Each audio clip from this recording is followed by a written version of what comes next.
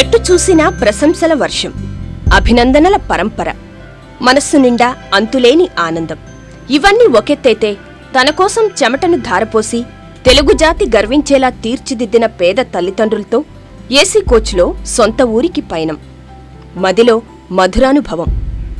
ఇలా తియ్యటి అనుభూతులతో సాగిపోతున్న ఓ విజేత మర్చిపోలేని ప్రయాణాన్ని ఈటీవీ మీకందించే ప్రయత్నం చేసింది. మట్టిలో పుట్టి ముత్యమై మెరిసిన ఈ ఐఏఎస్ టాపర్ ముత్యాలరాజు తన లక్ష్యాన్ని సాధించిన తర్వాత సాగించిన ఈ విజయ యాత్ర సదృశ్యంగా మీ ముందుకు తెచ్చింది ఈటీవీ 2.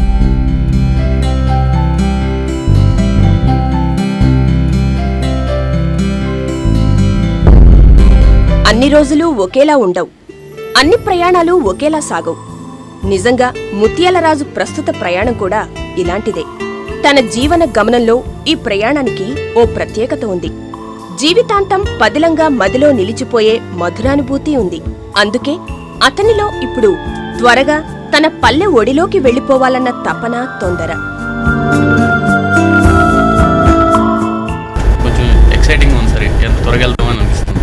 రైలు ఒక్కో ఊరు దాటుతుంటే ఈ విజేతలో ఆలోచనలు కూడా అంతే వేగంగా సాగుతున్నాయి. మిత్రులు, సన్నిహితులు, బంధువులు వీరంతా ఈ గొప్ప విజయాన్ని సాధించిన తనను చూసి ఎలా స్పందిస్తారో అన్నదే తన మదిలో మెదులుతోంది. ర్యాంక్ రాకముందు ఎంత ఆప్యాయతగా పిలిచారో, ర్యాంక్ వచ్చిన తర్వాత కూడా అలా పిలిస్తే నాకు చాలా ఆనందం ఉంది. అంటే గారు అని ఎక్స్ట్రా ఏమి యాడ్ చేయకుండా అంతకుముందు ఏరావరి అని పిలిచేవారు కదా, అలాగే పిలవాలని కోరుకుంటున్నారు. ఒకప్పుడు జనరల్ బోగిలో ప్రయాణం, ఇప్పుడు ఏసీ కోచ్. సామాన్యుడి ప్రయాణంలో ఎన్ని ఇబ్బందులుంటాయో అనుభవించిన ఈ మట్టిలో మాణిక్యం రైల్వేను పేదలకు మరింత సౌకర్యంగా మార్చడంపై కూడా స్పష్టమైన ప్రణాళిక ఉంది. ఎక్కువ జనరల్ బోగీలు ఎక్కువ ఉండి కాదు, సో కంజెషన్ ఎక్కువ ఉందండి. ఇప్పుడు జనరల్ బోగీస్ కనుక పెంచగలిగితే ఎక్కడికక్కడ చాలా మంచిదండి. ఇప్పుడు మీరు చూడండి, స్లీపర్లో ఇప్పుడు 90 మంది, సో 90 మందే ఉంటారు. కానీ జనరల్లో ఉండేది ఎంత 70 మంది ఉంటారు. కాకపోతే 70 మంది బదులు 200 మంది ఉంటుంది. సో స్లీపర్ కంటే జనరల్లోనే వాళ్ళకి ఎక్కువ డబ్బులు వస్తాయి. సో మీరు నెంబర్ ఆఫ్ బోగీస్ పెంచాలని నా విన్నపం. అప్పుడే తెలతెలవారుతోంది. ఉదయభానుడి కిరణాలు చీకట్లని చీల్చుతూ ఉషస్సును నలువైపులా చిమ్ముతున్నాయి. ఆ భానుడి నిత్య చైతన్య స్ఫూర్తిని మదినిండా నింపుకున్న ఈ యువతేజం రైలు ప్రయాణంలో ఒక్కో మజిలీ దాటుకుంటూ ముందుకు సాగుతున్నాడు. ప్రయాణం గమ్యాన్ని క్రమంగా చేరుకుంటుంటే జీవితంలో మధుర క్షణాలు ఒక్కొక్కటిగా గుర్తుకొస్తున్నాయి.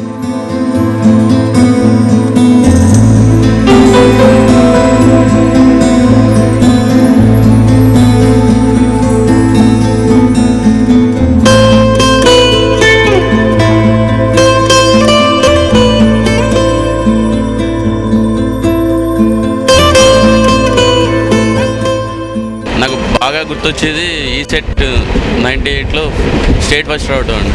అప్పటి నుంచే నా మీద నాకు బాగా నమ్మకం కలిగింది, నేను ఏదైనా సాధించగలను అనేది. సో ఆ నమ్మకం ఇచ్చిన ఆ ఎగ్జామ్ రిజల్ట్ అంటే నాకు చాలా ఇష్టం.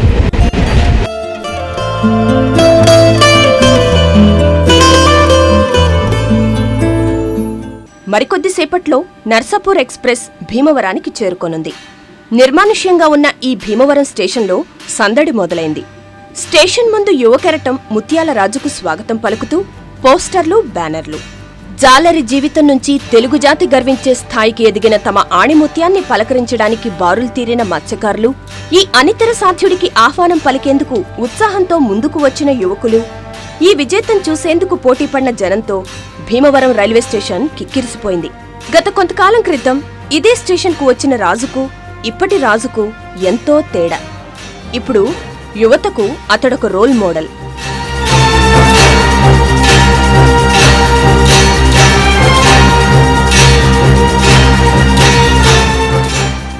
రాజుగారు, భీమవరం టౌన్లో జరిగిన తర్వాత మీకు చాలా అనూహ్య స్పందన వచ్చింది.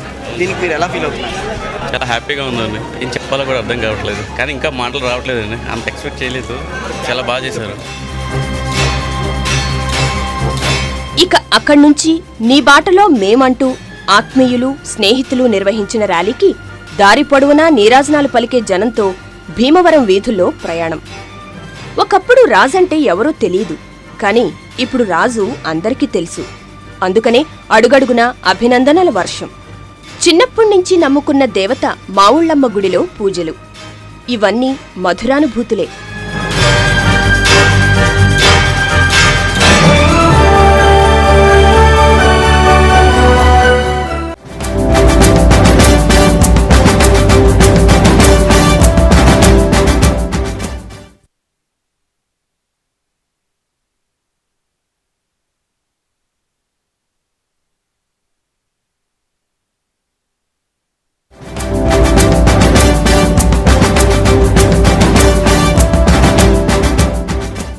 బారులు తీరిన జనం, బారులు తీరిన వాహనాలు, రూపాయి ఖర్చు పెట్టకుండానే స్వచ్ఛందంగా తరలివచ్చిన అభిమాన సందోహం, ఆత్మీయ పలకరింపులు.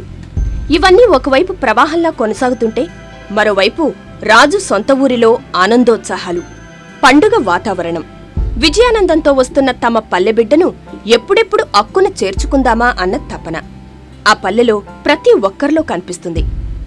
చిన్నప్పుడు అతనితో అనుబంధం ఉన్నవారంతా మా రాజుగాడు అబ్బా ఏం సాధించాడు, అసలు వాడు ఎన్ని కష్టాలు పడ్డాడు అంటూ ముత్యాలరాజు గతాన్ని వివరిస్తారు. ముత్యాలరాజు చిన్నతనంలో చాలా బాధలు పడేవాడండి. బోర్డు స్కూల్లో చదివాడండి. ఫస్ట్ చిన్నగొల్లపాలెం గ్రామంలో, మా గ్రామంలోనే 5-6 తరగతుల వరకు. ఆ తర్వాత కొట్లగాడని ఇంచుమించు 3-4 కిలోమీటర్లు ఉంటుందండి. ఆ 4 కిలోమీటర్ల దూరం 7th వరకు చదివాడండి. చాలా కష్టపడాలండి. ఎక్కడ 8:30 ఆ టైంలో పడితే అక్కడ 10:30 చేరుకుంటామండి. అది కష్టపడి ఎక్కడ పనికి వెళ్ళినట్టు అనిపించింది. అంత కష్టంగా ఉండేదండి. ఈ ఇసుక తోవలంట మాకు రోడ్ లేదండి. ఏమి అక్కడ స్కూల్కి వెళ్ళడానికి కనీసం సైకిల్ కూడా వెళ్దండి.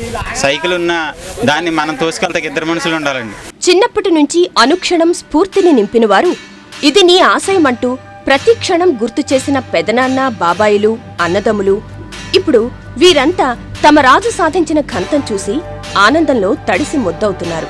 అసలు మేము సంక్రాంతి చేసుకుంటామండి, సంవత్సరాలు చేసుకుంటామండి, ఇలాగ ప్రతి పండగ చేసుకుంటామండి.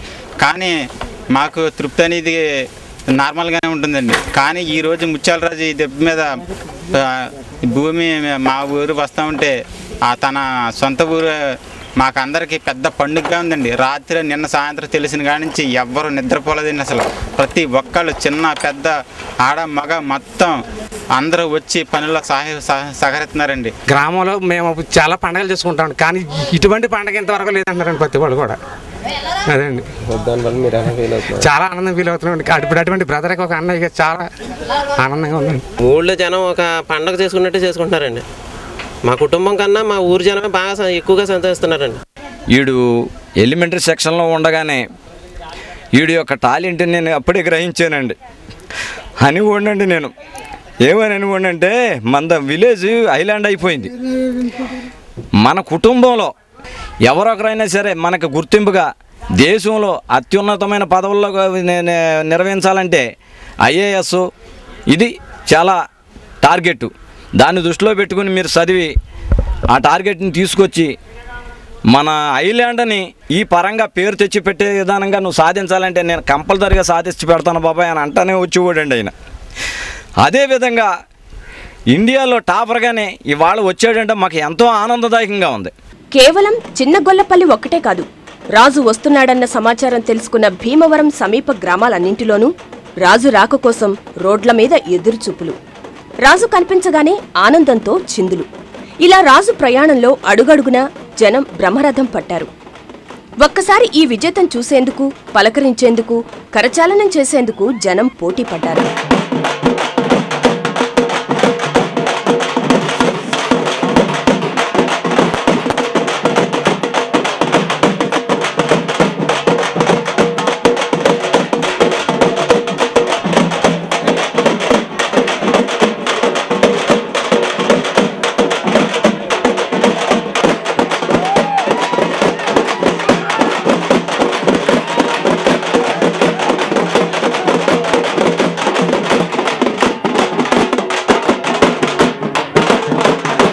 ఎంతో మందికి ఈనాడు ఆదర్శప్రాయుడైన రాజుకు జీవితంలో ప్రణాళిక ఎంత ముఖ్యమన్నది తెలుసు. తాను సాధించిన విజయాలకు మూలసూత్రం కూడా చక్కటి ప్రణాళికే. అందుకే ఇప్పుడు ఇతడి విజయ ప్రస్థానంలో ఎప్పుడూ ఆ ప్రణాళిక గురించే ప్రస్తావిస్తూ ఉంటాడు. ఒక విజయానికి ప్రణాళిక అనేది చాలా అవసరం అండి. ఫర్ ఎగ్జాంపుల్ మనం ఒక బిల్డింగ్ కడదాం అనుకుంటున్నాం అండి. బిల్డింగ్లో మనకి ఎన్ని రూమ్లు ఉండాలి, ఎక్కడ మెయిన్ హాల్ ఉండాలి, ఎక్కడ కిచెన్ రూమ్ ఉండాలి, అలాంటిదన్నీ లేకుండా మనం ఏదో బిల్డింగ్ కట్టలేం కదండి. అలాగే ఒక విజయం అంటే ఒక ఎగ్జామ్ ఏదైనా రాస్తున్నప్పుడు ముందే ప్రణాళిక వేసుకోండి, ఉన్న టైంని డివైడ్ చేసుకోండి. రివిజన్కి ఎంత టైము, ప్రిపరేషన్స్కి ఎంత టైము, నెక్స్ట్ ఎగ్జామ్కి ముందు ఇంపార్టెంట్ ఇష్యూస్ మళ్ళీ రివైజ్ చేయడానికి ఎంత టైము అన్నీ చూసుకోవాలండి ముందు. సో ప్రణాళిక లేనిదే విజయం రావడం అనేది చాలా కష్టం అండి. మరికొద్దిసేపట్లో రాజు తన స్వగ్రామం చిన్నగొల్లపల్లిని చేరుకుంటాడు. ఆ పల్లె సమీపిస్తున్న కొద్దీ రాజుకు ఆ పల్లె సమస్యలు ఒక్కసారి స్ఫురణకొచ్చాయి. చిన్న గొల్లపల్లి, ఇది ఒక చిన్న దీవి. చుట్టూ నీరు, మధ్యలో ఊరు. పక్క పల్లెకు వెళ్లాలన్నా, పట్టణానికి పయనమవ్వాలన్నా పడవ ప్రయాణమొక్కటే మార్గం. ఇక వాన వస్తే, వరద వస్తే ఇక్కడ పల్లెల్లో ఉండే కష్టాలు వర్ణనాతీతం.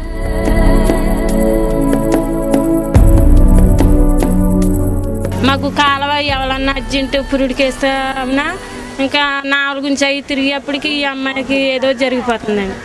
చనిపోతామో లేకపోతే ఇక్కడే ప్రసవించేస్తామో, ఏదో హాస్పిటల్ కూడా లేదండి. గమ్మున నర్సు దగ్గర తీసుకెళ్దామన్నా నర్సు లేరు. మా గ్రామం చాలా పెద్ద గ్రామం అండి. 2 హై స్కూల్స్ ఉన్నాయండి. ప్రస్తుతం ప్రయాణ సౌకర్యం లేదండి. ఎటు వెళ్ళాలన్నా కూడా మార్గం లేదు. జల దిగ్బంధంలో ఉన్నాం మేము. ఏ కడుపు నొప్పి వచ్చినా, కాలు నొప్పి వచ్చినా భీమవరం వెళ్ళాలి. భీమవరం వెళ్ళాలంటే ఏదైనా అప్పుడప్పుడు మళ్ళీ లాంచ్ కాంట్రాక్ట్ చేసుకోవాలంటే 2,000, 13,000 రూపాయలు తీసుకుంటారు. అలాగే ట్యాక్సీ ఫోన్ చేసినా మళ్ళీ పడవ వేసుకెళ్ళాలన్నా 3,000 రూపాయలు అయిపోతాయి. ఈలోపు ప్రాణం ఉంటుందో ఊడిపోతుందో అనేది కూడా తెలియదు. ఇప్పటిదాకా కారు ప్రయాణం, ఇక పడవ ప్రయాణం. ఊరు చేరాలంటే ఈ ఏరు దాటాల్సిందే. అంతకుముందు ఎన్నోసార్లు ఈ ఏరు దాటినా అప్పటికీ ఇప్పటికీ ఎంతో తేడా. ఇప్పుడు మనస్సు నిండా ఈ ఊరి సమస్యలే పదే పదే గుర్తుకొస్తున్నాయి. అల్లంత దూరాన ఉన్న సముద్రపు ఘోష కూడా శభాష్ అంటూ రాజును అభినందిస్తోంది.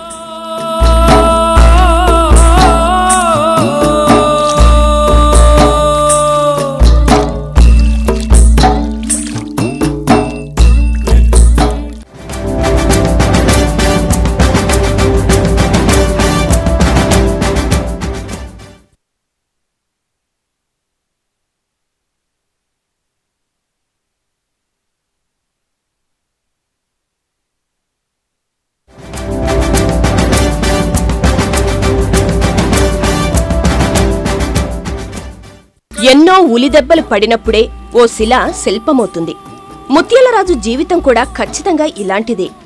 ఎన్నో ఎదురుదెబ్బలు, ఒడిదుడుకులు అతని జీవితాన్ని మలుపు తిప్పాయి. సరైన రవాణా సౌకర్యం లేక చిన్నప్పుడు చెల్లెలు చనిపోవడం, పెద్దయ్యాక తను చూసేందుకు వచ్చిన మిత్రుల మరణం, ఇవన్నీ రాజులో లక్ష్యాన్ని నిర్దేశించుకోవడానికి ప్రేరేపించాయి. దీన్ని కొత్త కాలం అంటారండి. ఇది బంగాళాఖాతంలో చివరి కలుస్తుంది. సో అక్కడికి మా SRKR ఇంజనీరింగ్ కాలేజ్ నుంచి మా ఫ్రెండ్స్ వచ్చారు. అందులో 6 సముద్రంలో దిగారండి. వాళ్ళకి ఈత రాదు ఎవరికైనా. సో సముద్రంలో దిగిన తర్వాత అటు ఊబిలో చిక్కుకున్నారు. చిక్కుకున్న తర్వాత అందులో 6 ఏంటంటే లంగ్స్లోకి శాండ్ వెళ్ళిపోయింది వాటర్తో పాటు. సో బయటకు తీసుకొచ్చారండి. బయటకు తీసుకొస్తే ఇక్కడ ఎవరికి ఫస్ట్ ఎయిడ్ ఎవరికి చేయడం చేత కాదు. అక్కడ నుంచి భీమవరం తీసుకెళ్ళాలి, నియరెస్ట్ టౌన్. భీమవరం తీసుకెళ్తాకి ఇలాంటి పడవ తప్ప వేరేదేమీ లేదండి. సో ఆ పడవలో తీసుకెళ్లారండి. తీసుకెళ్ళి టైంకి 2.5 గంటలు పట్టింది. ఈ మధ్యలోనే వాళ్ళు 1.5 గంట తర్వాత చచ్చిపోయారండి 6. ఆ చచ్చిపోయిన తర్వాత నేను ఒక ఫ్రెండ్ వాళ్ళ హౌస్కి వెళ్ళాను, ఆ ఉయ్యూరులోను. అక్కడికి వెళ్ళిన తర్వాత వాళ్ళ ఫ్రెండ్స్ బాధలు అవన్నీ చూసిన తర్వాత అప్పుడు డిసైడ్ అయ్యాను సివిల్స్ రాయాలనేసి. యాక్చువల్గా మా సిస్టర్ చిన్నప్పటి నుంచి వీక్గా ఉండేదండి హెల్త్లో. సడన్గా ఒకరోజు, అది December 28, 1995, హెల్త్ బాగోట్లేదనేసి మా పేరెంట్స్ తీసుకెళ్దాం అనుకున్నారండి భీమవరం. తీసుకెళ్దాం అనుకునేసరికి 9, 9:30 ఆ టైంలో వీకింగ్ ఏం లేవండి, ఓన్లీ నా మీద తీసుకెళ్ళాలి. తీసుకెళ్తూ ఉంటే మధ్యలోనే చనిపోయారండి. ఆ విషయం నాకు తెలియదండి. నేను జనవరిలో ఎగ్జామ్స్ ఉన్నాయని చెప్పాను మా పేరెంట్స్కి. సో వాళ్ళు ఏమనుకున్నారంటే అయ్యే ఫైనల్ ఎగ్జామ్స్ అనుకుని నాకు ఇన్ఫార్మ్ చేయలేదండి. నాకు January 10th తెలిసిందండి. ఇంటికి వస్తే మా ఊళ్ళో దిగిన తర్వాత కానీ తెలియదండి నాకు మా సిస్టర్ చనిపోయిందండి. చివరికి ఆఖరి చూపులు కూడా చూడలేకపోయిననే బాధ అండి. అది ఇప్పటికీ ఉందండి. ఒకప్పుడు ఆ దీవి అంటే అలాంటిది ఉందా అని అడిగినవారే. రాజు సాధించిన విజయంతో తమ ఊరి గురించి అన్ని చోట్ల చెప్పుకోవడం చూసి మురిసిపోతున్నారు. రాజు వల్ల తాము తాత ముత్తాతల కాలం నుంచి ఎదుర్కొంటున్న కష్టాలు కూడా వెలుగులోకి రావడంతో ఇప్పుడు అవి ఖచ్చితంగా పరిష్కారమవుతాయన్నది వారి విశ్వాసం. అసలు ఎవరు వచ్చినా ఇప్పుడు మామూలుగా ఎమ్మెల్యే వచ్చినా ఎంపీ వచ్చినా ముఖ్యమంత్రి వచ్చినా సరే అసలు మాకు ఎవరేం చేయలేదు. ఇప్పుడు మా ముత్యాల ద్వారాగా మాకు ఎంతగానో జరుగుతుందని మేము అనుకుంటున్నాం. ఇవన్నీ కష్టాలు ఎప్పటికైనా మనం ఇలా ఐఏఎస్ సాధింతే ఇలా కష్టాలనేవి తీరతాయని పట్టుదలగా కష్టపడి చదివండి. ఆ ఫలితం కిట్టిందండి. అందుకే ముత్యాలరాజు అలా ఊరిలో అడుగు పెట్టాడో లేదో సంతోష సంబరాలు మిన్నంటాయి. అందరిలో ఒకటే ఉత్సాహం, ఉత్తేజం. మావాడు కలెక్టర్, దేశంలో టాప్, మా ఊరి ఆణిముత్యం అన్న సంతోషంలో వారు మునిగి తేలారు.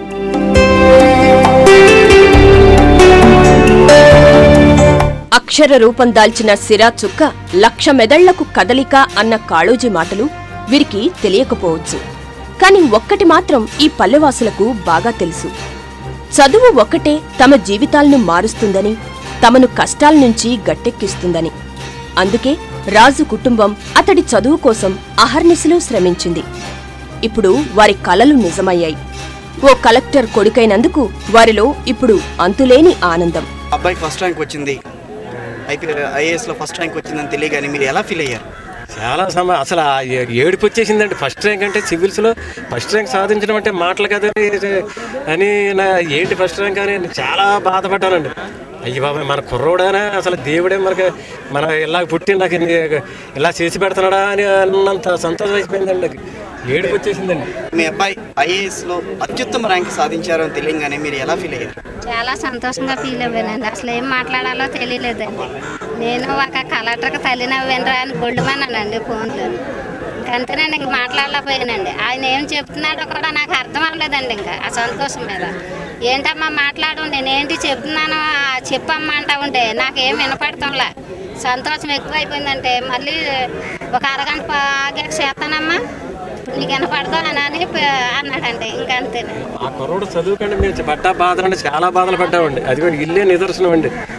ఇటుకు కూడా చేరేసండి డాబా కట్టుకోవాలని అనుకుంటేలోగా పాలిటెక్నిక్లో ఆంధ్ర ఫస్ట్ రావటంలో ఇంకా మనం ఇల్లు కడితే నేను ఇంకా చదివించలేను అన్న లెక్కల్లో ఇలాగా దారిద్ర్యాన్ని అనుభవించానండి. నేను అనుభవించి ఈ స్థాయికి వచ్చాడు.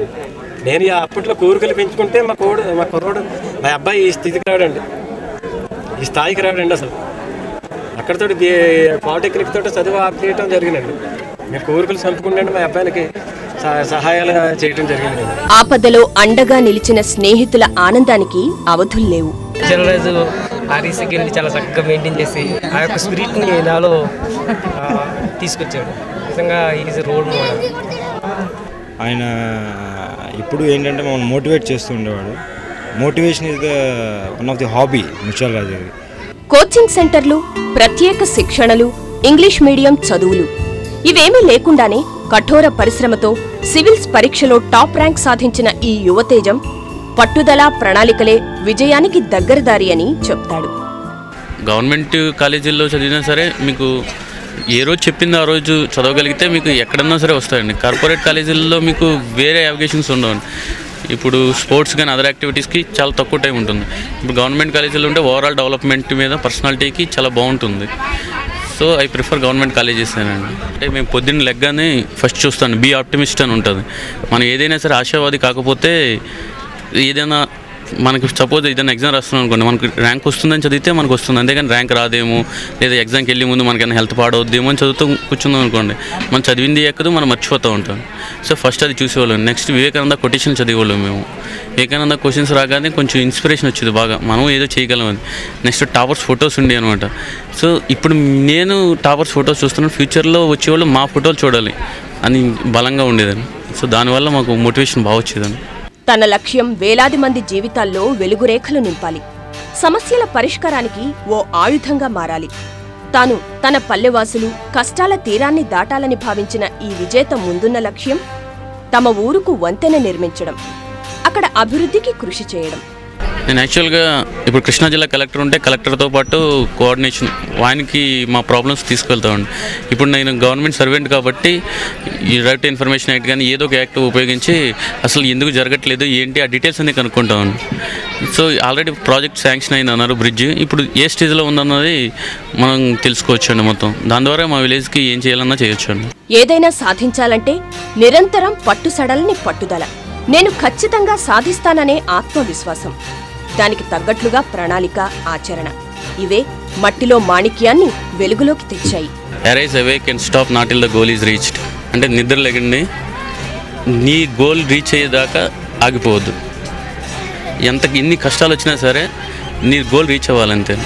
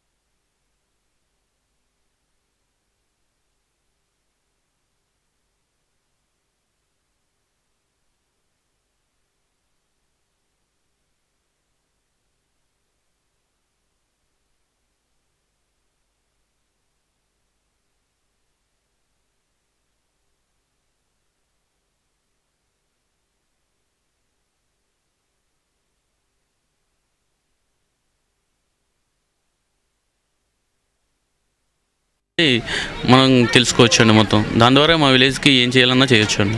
ఏదైనా సాధించాలంటే నిరంతరం పట్టుసడల్ని పట్టుదల, నేను ఖచ్చితంగా సాధిస్తాననే ఆత్మవిశ్వాసం, దానికి తగ్గట్లుగా ప్రణాళిక, ఆచరణ ఇవే మట్టిలో మాణిక్యాన్ని వెలుగులోకి తెచ్చాయి. Arise awake and stop not till the goal is reached అంటే నిద్ర లేకండి, నీ గోల్ రీచ్ అయ్యేదాకా ఆగిపోవద్దు. ఎన్ని కష్టాలు వచ్చినా సరే నీ గోల్ రీచ్ అవ్వాలంతే.